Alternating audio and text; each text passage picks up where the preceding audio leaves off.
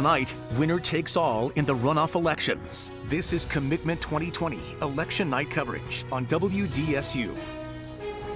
The polls are closed and the results are coming in for our next local leaders and propositions going into the new year. Good evening, everyone. I'm Sela Kim. And I'm Gina Swanson. This is a runoff election, but election officials say it's one with a bigger turnout than most.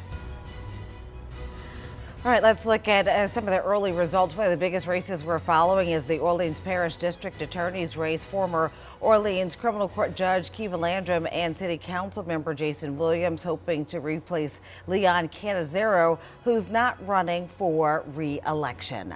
So right now, if you look at the graphics there, with 62% of the precincts reporting so far, Jason Williams is in the lead. He's got 60% of the votes, with Kiva Landrum with 40% of the votes. Still a slightly early night, though, so we're still monitoring this and waiting on nearly 16,000 early and absentee votes to come in to Orleans Parish. Of course, we have team coverage from both Williams and Landrum's campaigns. Let's go ahead and start tonight with Jennifer Crockett, who has been following Jason Williams' final push. Jennifer?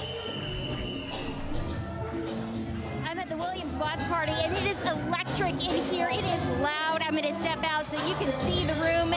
Where people were once sitting, they are now standing. They are closely glued to the election results on their phone and then also to our coverage on WDSU. Jason Williams is looking to make the leap from attorney and city council president to New Orleans top prosecutor. And if trends hold, he will win the job tonight. As district attorney, Williams says he would focus on keeping kids safe and out of the prison system. He wants to reform the criminal justice system and fight racial inequity and sexism. I asked him earlier today what the next 4 years in New Orleans would look like if he is elected district attorney tonight.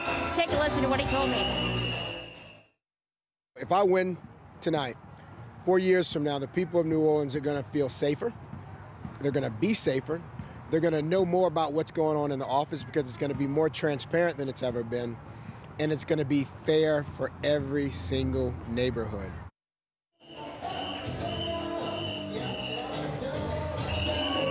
I'm working my computer and a couple different cell phones here to try to get the latest results for you. Right now we're looking at 217 out of 351 precincts reporting. We are still missing the critical factor of the early and absentee votes, but I want to point out an important point to you. Jason Williams right now has a 20% lead, which is huge whenever you consider the fact that he beat out the third place finisher on November 3rd by just 1% to make it into this runoff.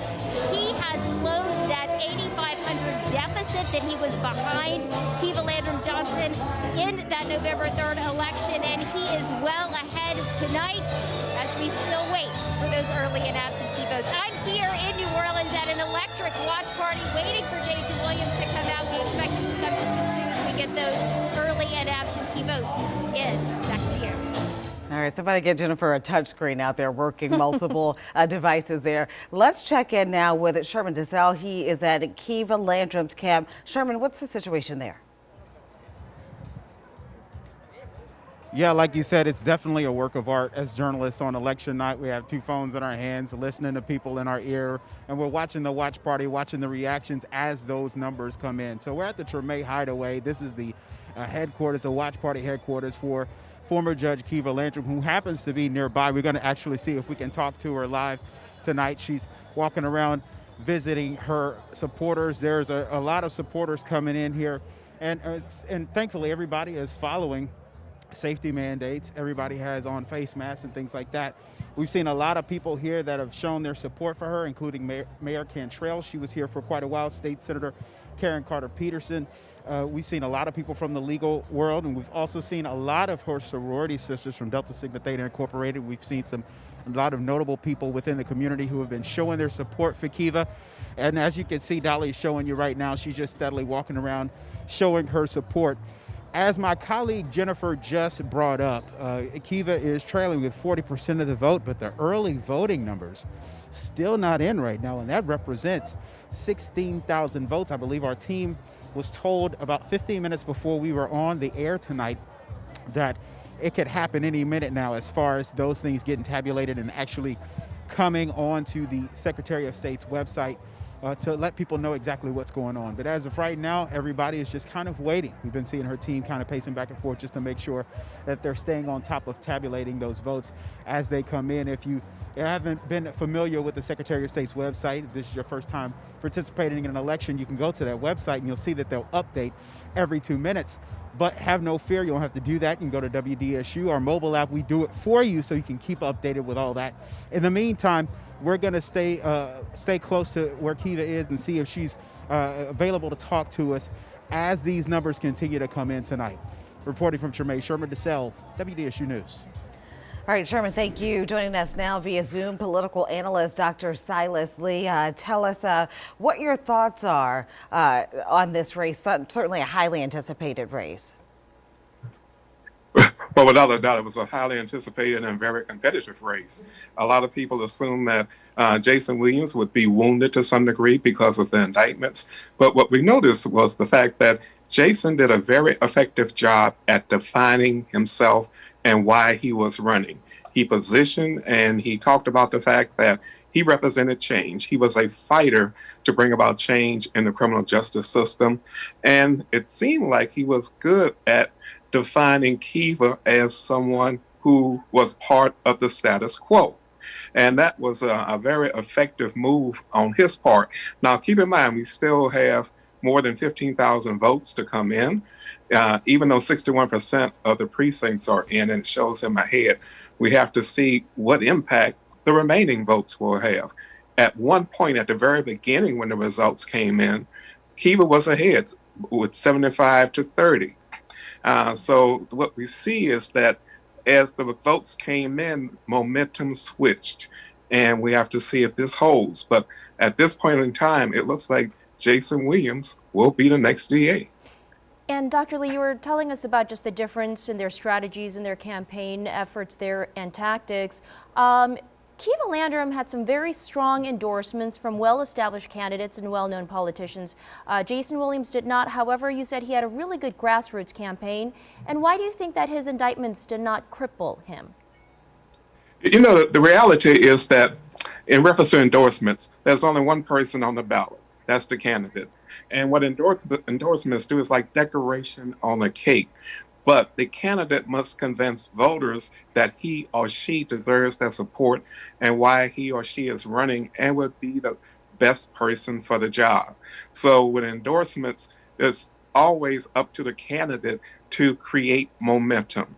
And what we notice is that Kiva had a lot of endorsements, as well Jason did not have as many, but Jason had a very effective social media campaign where he was visible on social media, visible in the community, as well as Kiva, but at the same time, his visibility translated with people who represented and wanted change in the criminal justice system. One more question about this. Arthur Hunter didn't make a formal endorsement, but how much do you think the Hunter voters factored into what we're seeing tonight right now with Jason Williams ahead? How much do I think what? The voters for Arthur Hunter factored into what we're seeing tonight. It probably had some impact. You know what, endorsements, again, is hard to say that endorsement was either the most effective or the least effective. But sometimes we notice with endorsements, again, the responsibility is up to the candidate to convince voters. All right, Dr. Silas Lee, always good analysis. We will be checking in with you again, I guess, throughout the night. Thank you. All right, thank you. New at 10 and 11-year-old boy in the hospital after the NOPD says he was shot in New Orleans East. It happened in the 7800 block of Venice Boulevard. Police say that he's expected to survive. So far, there are no arrests. And also this update now to a story we brought you earlier tonight. The victim from a stabbing outside of Home Depot in Jefferson Parish has non-life-threatening injuries. Police say the stabbing stemmed from a dispute. It happened around 6 tonight in the 2500 block of Veterans on the parking lot of Home Depot. All right, back to our commitment coverage now. Let's go ahead and take a look at some of the propositions for Orleans Parish. So Proposition 1 is an infrastructure property tax measure.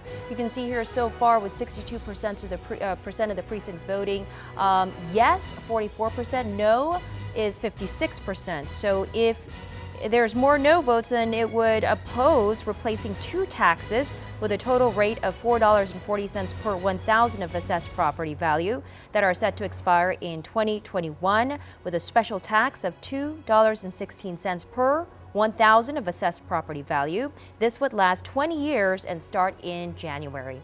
Also, Proposition 2 is the library and early childhood education facilities property tax measure here.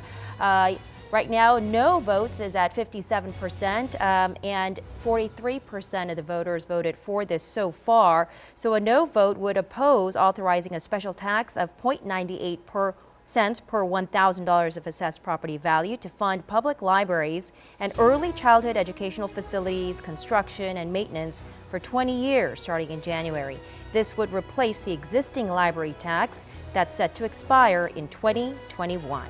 And in Proposition 3 is the Housing and Urban Development Property Tax Measure. A yes vote would support authorizing a special tax of $1.05 per $1,000 of property value for housing projects and $1.16 per $1,000 of property value for economic development projects. This would be for a 20-year period.